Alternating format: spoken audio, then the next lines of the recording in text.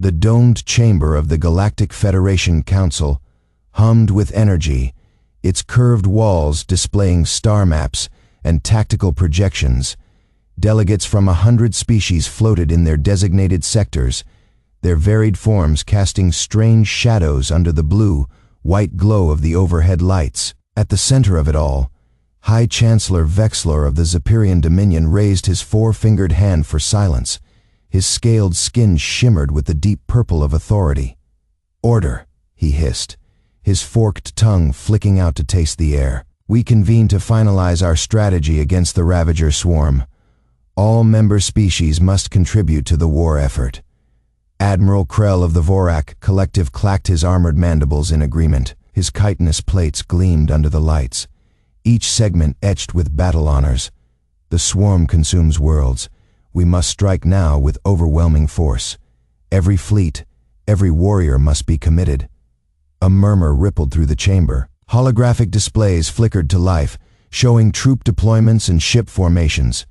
Then the human delegation appeared, a single projection from their distant Sol system. Ambassador Chen stood there, her unarmored frame looking frail compared to the warriors around her. "Earth offers its full military support," she said. "Our fleets stand ready." Laughter echoed through the chamber. A Grelthian delegate snorted, his trunk, like nose twitching with amusement. "Your fleets, primitive chemical rockets and tin cans with guns strapped to them." More laughter followed. Vexlor silenced them with a raised hand. "Ambassador, with respect, your species lacks the biological advantages necessary for this conflict. No natural armor, no enhanced strength. Your reaction times are adequate, at best." The hologram beside him displayed a human skeleton next to a Vorak warrior's exoskeleton. The comparison was brutal. Chen's jaw tightened. "We've fought wars for millennia without claws or carapaces. Give us a chance." "Enough," Krell interrupted. His voice was a grinding rasp. "This is not a debate. The Federation Council has reviewed your capabilities. You are excluded from the offensive. Defend your own world if the swarm reaches it." He turned away, dismissing her. The vote was swift, unanimous. Humanity's name was struck from the war roster with a flick of Vexlor's wrist. The hologram of Earth's ambassador flickered and died. As the delegates dispersed, a junior aide, a young Xantharian with nervous, twitching antennae, approached Krell. "Sir, what if they're offended? What if they—" Krell didn't even look at him. "Let them be offended. Let them cower on their little blue world. They would only slow us down." He strode away, his armored feet clicking against the polished floor. In the shadows of the observation gallery, unnoticed by the delegates, Scholar Yithra of the Elder Archives watched. His reptilian eyes narrowed as he studied the spot where the human's hologram had been. His claws traced the edge of a data tablet, its surface covered in ancient runes. One word stood out among the warnings of the precursors: Terrans. No one else seemed to care. The chamber emptied, the great strategy against the swarm finalized. Humanity had been deemed irrelevant. Again, outside the viewports, the stars burned cold and distant, unaware, unprepared. The archive chamber hummed with ancient energy, its walls lined with crystalline data repositories, pulsing faint blue. Scholar Yithra ran scaled fingers over the smooth surface of a millennia-old terminal, her forked tongue flicking in anticipation. The air smelled of ozone and dust, the scent of forgotten knowledge. "You waste our time, Scholar," growled Commander Dralvik, his Vorak carapace clicking impatiently. His forearms crossed over his chest, the Federation insignia on his uniform glinting under the dim light. "The Ravager Swarm devours 3 systems a week, and you drag me here to study primitive carvings?" Yithra didn't look up. Her claws tapped at the terminal, coaxing holograms to life. Glyphs shimmered in the air, jagged, urgent script from a dead civilization. "The Elders didn't carve warnings for amusement, Commander. They feared something." Dralvik snorted, mandibles twitching. "They feared everything. Superstitious relics." A new image flickered into existence, a massive stone slab, its surface etched with scenes of war. Ythra's breath caught. Look. The carvings showed figures, smooth-skinned, bipedal, unremarkable at first glance, but around them lay mountains of broken armor, shattered ships, and the twisted forms of creatures Dralvek recognized as his ancestors. The humans stood atop the wreckage, weapons smoking. Impossible, Dralvek hissed. Those are Terrans. Ythra tapped another sequence. The hologram shifted to show a star map, Sol circled in blood, red strokes beneath it. The Elder script pulsed like a heartbeat. Beware the ones who walk without claws. Their minds are their fangs. Their patience is their armor. They do not forget. Dralvek's carapace rattled. Superstition. The Federation has scanned their world. Their technology is centuries behind ours. Their bodies are soft, their lifespans pitiful. Ythra turned, her slit pupils narrowing. And yet the Elders who built this, she gestured to the Archive's impossible architecture, who forged weapons that could crack planets, feared them. Doesn't that concern you? A new recording activated, a grainy, flickering transmission. A human face filled the screen, scarred and grim. The language was archaic, but the translation matrix spat out the words in cold, clear galactic standard. You took our colonies. You burned our cities. You thought we would break. The human smiled, and something in that smile made Dralvek's spine prickle. We don't break. We remember. The transmission ended. The silence was heavier than stone. Dralvek shifted, uneasy. A bluff, posturing. The Ravagers will crush them in hours. Ythra exhaled slowly, her claws retracting. You dismiss them because they lack claws and fangs. Fools. She pointed to the last glyph, a single word, pulsing red. Adapt. Outside, the distant rumble of Federation warships preparing for battle shook the Archive walls. Somewhere beyond them, the Ravager Swarm advanced, and between them both Earth, silent, waiting. Ythra closed the terminal. The glyphs faded, but their warning lingered in the air like smoke. The orbital defense platform USN Defiance hung like a silent sentinel above Earth, its massive railgun batteries tracking invisible threats in the void. Inside the command deck, Captain Ryan Blake stared at the holographic display, his calloused fingers tracing the trajectory lines of the incoming Ravager Swarm. The data stream flickered red, 300 bioships, each larger than a Federation dreadnought. They really didn't invite us to their little war party, Lieutenant Lisa Hayes muttered, her dark eyes scanning the tactical feed. Her fingers danced across the console, pulling up damage projections. Guess we're not fancy enough for the Galactic Federation. Blake's jaw tightened. The rejection had come through official channels an hour ago, sealed with the High Chancellor's insignia. Humanity's participation deemed unnecessary. Biological limitations render your species unfit for frontline combat. He could still hear the smugness in Vexler's voice when the message played. A chime sounded as Ensign Jake Morrison stumbled onto the bridge, his flight suit half zipped. Sorry, sir. I was. Save it, kid, Blake grunted. You're here because Hayes thinks you've got a knack for not dying. Prove her right. Morrison swallowed hard, his gaze darting to the main screen. The Ravager Swarm's advance was accelerating, their organic hulls pulsing with sickly green light. They're heading straight for us. That's what happens when the galaxy thinks you're weak, Hayes said, pulling up a secondary display. They assume you won't fight back. Blake pushed off the railing and strode to the comm station. Open a fleet. Wide channel. The AI acknowledged with a soft ping. Every ship in Sol would hear him now, from the Martian patrol frigates to the deep space listening posts at Pluto. Listen up, Blake growled. The Federation thinks we're too soft to stand with them. The Ravagers think we're easy prey. He paused, letting the silence stretch. They're both wrong. A murmur ran through the bridge crew. On the screen, Earth glowed beneath them. Blue, fragile, undefended. At least, That's what the aliens saw. Hayes smirked. Sir, we've got the Titan battle group reporting in from the asteroid belt. Olympus and Ares are holding position at Luna. Blake nodded. Tell them to hold fire until the swarm crosses the Kuiper line. I want them committed before we spring the trap. Morrison frowned. Trap, sir. Hayes clapped the ensign on the shoulder. Kid, you ever hear the saying, never corner a wounded animal? Yeah, she grinned. Good, because humanity's been cornered for centuries. Outside, the Defiance's massive engines hum to life. Across the solar system, hidden shipyards powered up, their docking clamps releasing sleek, angular warships the Federation had never seen. Blake watched the tactical map update, dozens of new signatures blinking into existence.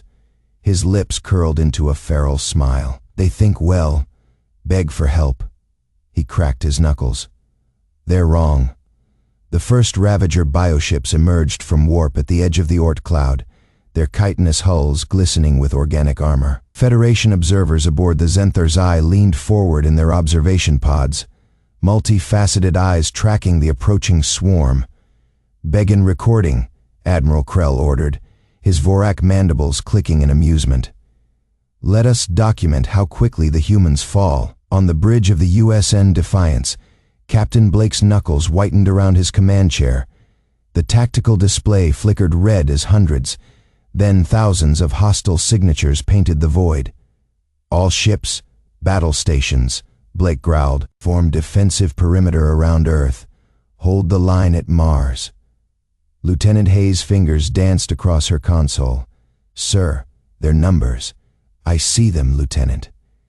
The first wave hit like a tidal wave. Ravager plasma lances tore through the USN Sentinel, its hull splitting open like rotten fruit.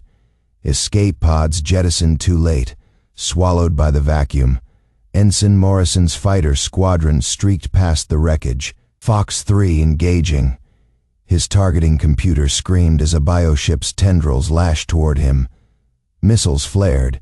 The explosion lit his cockpit orange. Good kill, Rook, came his wingman's voice. Then static, then silence. On the Defiance, damage reports flooded in. Port shields at Faye, an engineer shouted. They're targeting our engines. Blake watched helplessly as the USN Atlantica took 3 direct hits amidships. The cruiser's fusion core breached, vaporizing half its mass in a silent blue-white fireball. Debris pinged against the Defiance's hull like hail. Where is our damn reinforcements? Hayes demanded. Still 12 minutes out, sir, comms responded. The Federation observers chuckled as another human destroyer broke apart. Pathetic, Krell mused. Their ships might as well be made of paper. A junior officer pointed to a data screen. Admiral, the human flagship. The Defiance shuddered as a Ravager boarding pod slammed into its hangar bay. Klaxons wailed. Blake drew his sidearm. Marines to Deck 7, hostiles aboard. Down in the wreckage, strewn corridors, armored Ravager drones scuttled through smoke, their organic blades slicing through bulkheads. Human defenders fell back, their bullets doing little against chitinous plating. Fall back to engineering, a sergeant ordered. Seal the... A blade punched through his chest. On the bridge, Blake watched the tactical display blink out ship after ship, the USN Valiant, the USN Thunderchild, the USN Kyoto. Names turned to ghosts in seconds. Hayes' voice cracked. Sir, we've lost the lunar defense grid. Blake's comm crackled. It was Morrison, his fighter's oxygen warning blaring. Command, we're getting slaughtered out here, orders? The captain stared at Earth on the view screen, blue, fragile, unaware. Then his eyes hardened. Boy us time, Ensign. The Federation observers exchanged glances as the human fleet's destruction played out before them. Krell leaned back, satisfied. As predicted, this will be over before their pathetic reinforcements arrive. A new voice cut through the chatter. Scholar Yithra, watching from the archives, whispered to the empty air. You fools. You're not seeing what is really happening. On the tactical display, the remaining human ships, battered, burning, began to reform, not retreating, not breaking, regrouping. The Defiance, half its systems dead, turned its remaining guns toward the largest Ravager vessel. Blake's voice echoed across the fleet. All ships, last stand protocols, fire at will. The Federation observers stopped laughing. The bridge of the USN Defiance shuddered as another plasma volley rocked the hull. Warning lights bathed Captain Blake's face in crimson as he gripped his command chair. The deck tilted violently, throwing Ensign Morrison against a console. "Report," Blake barked. Lieutenant Hayes wiped blood from her temple, fingers flying over her tactical display. "Portside armor at Faye. Atlantica's gone. Direct hit to her reactor. Ravager Bio, ships are bypassing our picket lines. They're heading for Earth." On the main viewer, the swarm moved like locusts, endless waves of chitinous hulls and glowing weapon nodes. Human fighters died in clusters, their debris glittering in the dark. Blake's jaw tightened. He tapped his wristcom. "All remaining ships, fall back to Mars perimeter. Execute contingency Fenrir. Authorization Blake, Omega 9. A shocked silence filled the bridge. Hayes turned slowly. "Sir, that is a black protocol. The Council never approved. I don't answer to them." Blake stood, his reflection warped in the cracked view screen. "We're done holding back." Deep in Pluto's shadow, something awakened. Hidden shipyards carved into Charon's ice cracked open. Massive docking clamps disengaged. The first vessel emerged, a sleek predator of black alloy, its hull rippling with adaptive nanites. Red sigils glowed along its flanks, a wolf bearing fangs. More followed, dozens, hundreds. A Ravager bioship detected the energy surge and turned, just as a Sunfire warhead punched through its thorax. The explosion lit up the system. On the Defiance's bridge, Morrison gaped at the tactical feed. "What are those?" "Fenrir, class dreadnoughts," Blake said. "Built in secret after the first contact war. Every component reverse, engineered from captured alien tech, but improved." The new ships moved unlike anything in known space. Their formations shifted like a school of fish, each vessel anticipating the other's movements. Ravager plasma splashed harmlessly against their reactive armor. The nanites hardening instantly were struck. Hayes suddenly laughed, wild and bright.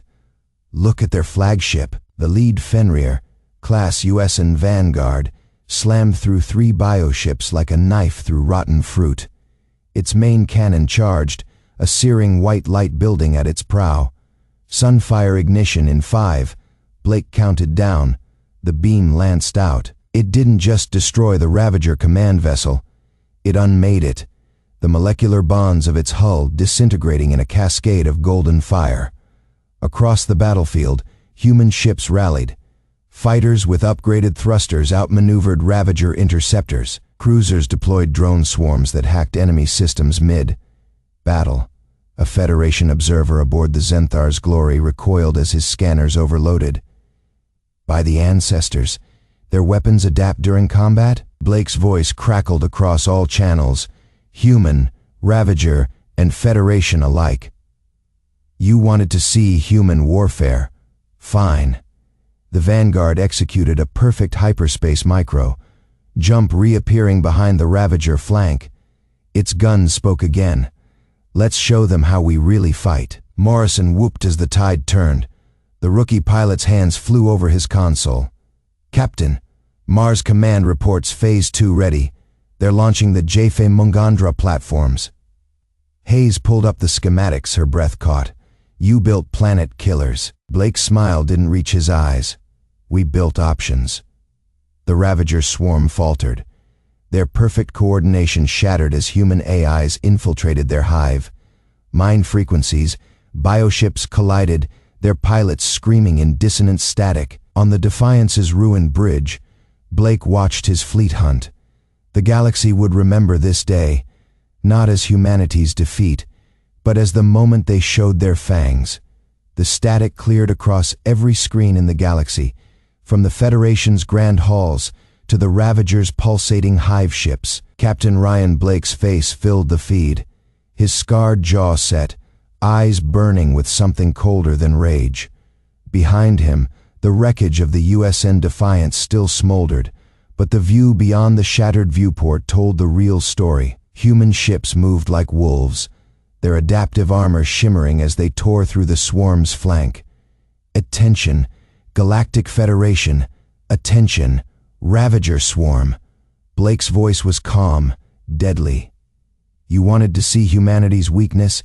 You wanted to watch us break? On the bridge of the Defiance, Lieutenant Hayes clenched her fists.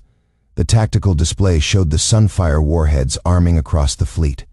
Blake leaned closer to the feed. You thought we'd beg? You thought we'd die quietly on our knees? A flicker of movement behind him. Jake Morrison's fighter squadron streaking past, guns blazing. But you made one fatal mistake. In the Federation's observation deck, High Chancellor Vexler froze. The hologram showed human ships adapting mid-battle, their weapons shifting to exploit Ravager weaknesses in real time. You judged us by our flesh, Blake said. No claws, no armor, just soft skin and brittle bones. A smirk twisted his lips, but we've spent 10,000 years turning weakness into strength. You think pain scares us? We invented pain. The feed cut to archival footage, human history, trenches of World War I, the nuclear fire of Hiroshima, the burning oil fields of the Gulf Wars. Admiral Krell's mandibles twitched. By the void. Blake's voice returned. Quieter now, more dangerous. You think we're outmatched? Look again. The view panned to Pluto's orbit, where the Fenrir-class dreadnoughts emerged from hidden shipyards, their railguns humming with pent-up fury. Run, Blake said softly. Run back to your masters. Tell them what you saw here today. Behind him, the Defiance's surviving crew stood at attention, bloodied but unbroken. Tell them humanity doesn't need the Federation's protection. A Ravager bioship exploded in the distance, its organic hull rupturing like overripe fruit. Tell them, Blake growled, that if they ever threaten Earth again, we won't stop at defending our home. The feed zoomed out, showing the full might of Sol's armada, thousands of ships, weapons hot. Well, burn your worlds to ash. Static silence. Then, across the galaxy, every screen went dark. The Ravager flagship loomed like a cancerous growth against the stars, its pulsating bio-armor dripping with organic weaponry. Jake Morrison's hands trembled on his fighter's controls, not from fear, but from the vibration of his overclocked engines. His HUD flashed red warnings, oxygen reserves at hull integrity failing. The Sunfire warhead in his payload bay hummed with contained stellar fury. Defiance actual to Valkyrie 1. Blake's voice crackled through static. You don't have to do this, son. We can. Negative, Captain. Jake adjusted his trajectory, dodging a spray of acidic spores. This bird's already dead. Let me make it count. Behind him, the remnants of the Defiance's fighter wing formed up, 7 battered ships against an armada. The Ravager Swarm noticed. Tendrils of living warships peeled away from their assault on Mars to intercept. Jake grinned. All Valkyries, hit your burners. Remember the plan. We're the anvil. His thumb hovered over the afterburner trigger.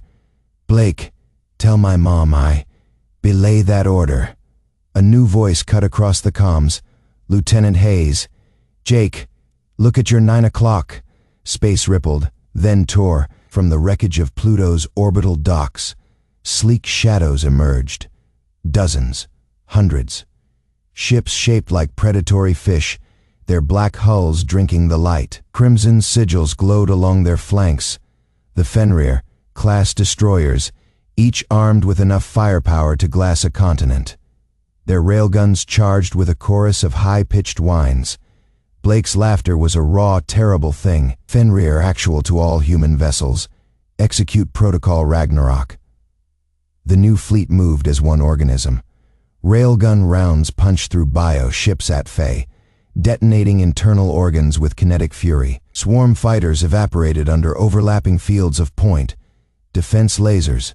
Jake whooped as a Fenrir slid beneath his fighter, intercepting a Ravager plasma burst with its adaptive armor. The alien weapon splashed harmlessly across shifting nanite plating. Valkyries, reform on me. Jake banked hard. New objective, clear a path to that flagship. His surviving wingmen fell in behind, their remaining missiles locking onto the organic batteries guarding the hive vessel's approach vectors. On the Defiance's ruined bridge, Blake watched the tactical display with bared teeth. The Fenrir fleet carved a corridor of destruction straight to the Ravager command ship. Hayes, give me fleet-wide. The lieutenant's fingers danced across her console. You're live, sir. Blake leaned into the camera. His face appeared on every screen from Mercury to the Kuiper Belt. This is Captain Ryan Blake of the United Earth Space Navy. To the Ravager Swarm, you picked the wrong species to the Federation watching. Pay attention. He nodded to Hayes. Detonate the Martian mines. 100 stealth satellites hidden in the red planet's orbit activated simultaneously. Gravitic imploders ripped through the rear of the swarm fleet, collapsing bioships into singularities the size of marbles. The Fenrir fleet pressed forward, herding the panicked aliens toward Jake's approaching squadron. Valkyrie 1 to all points, Jake transmitted. We're going in hot. Cover me for 20 seconds. His targeting computer screamed as it locked onto the flagship's pulsating core. The Sunfire warhead armed with a deep thrum. The Ravagers understood. A final desperate wave of defenders surged toward Jake's fighter. They never made it. Fenrir destroyers interposed themselves, their armor flaring under the assault one ship. The Gungnir detonated its own core to clear Jake's path, the explosion vaporizing 3 biocarriers. Jake's cockpit alarms blared. Hull breaches everywhere. Life support dead. He didn't care. The flagship's core filled his forward view, a throbbing abomination the size of a city. For Earth, he whispered, and triggered the warhead. The Sunfire device lived up to its name. For 3 seconds, Sol had a twin star. The shockwave rippled outward, shredding the remaining swarm vessels. Federation observers aboard the distant monitoring station shielded their eyes as the light burned through their polarized viewports. When the glare faded, nothing remained of the Ravager flagship except expanding plasma. The Fenrir fleet pivoted as one, their weapons tracking the fleeing remnants of the swarm. Blake's voice cut through the silence. All human vessels, pursuit pattern Omega. No survivors. On the Federation observation deck, Admiral Krell's mandibles hung slack. His tactical officer whispered, They're hunting them." Krell turned to the horrified council members. "Gods help us all. We just made an enemy of Earth." The comm channel crackled with static before the Federation emblem resolved into High Chancellor Vexler's scaled face. His frills were flattened against his skull, the Zepyrian equivalent of sweating. "Captain Blake," he began, voice strained. "The Galactic Federation formally requests." Blake cut the transmission with a flick of his wrist. The bridge crew of the Defiance erupted into laughter, the sound raw with exhaustion and triumph. Outside the viewport, the remnants of the Ravager Swarm drifted in broken chunks, their organic hulls still smoldering from Sunfire bombardments. Lisa Hayes leaned over her tactical display, fingers dancing across the holograms. Fleet status update, 73% combat effective. Pluto shipyards report 12 new Fenrir. Class dreadnoughts will be combat ready within 48 hours. She smirked. Turns out building warships in secret for 30 years pays off. Ensign Morrison limped onto the bridge, his flight suit still streaked with carbon scoring. The kid had somehow walked away from his fighter's wreckage after detonating the Ravager flagship. Blake clapped him on the shoulder hard enough to make him wince. "You've got a hell of a funeral speech waiting for you, Jake. Here lies the man who turned a swarm queen into stardust." Jake grinned, wincing as his ribs protested. "Just following orders, sir. Make them regret." It was pretty clear. A new alert blared. Long-range scanners lit up with inbound signatures. Not Ravagers, not this time. Lisa's fingers flew across her console. Federation delegation, 1 battleship, 12 escorts. They're hailing us on all channels, she snorted. They're broadcasting surrender terms. Blake leaned back in his command chair, the leather creaking. Put them through. Let's hear the groveling. The main viewer split into a dozen feeds. Federation admirals, counselors, even a few species humanity had never seen before. Their expressions ranged from terror to grudging respect.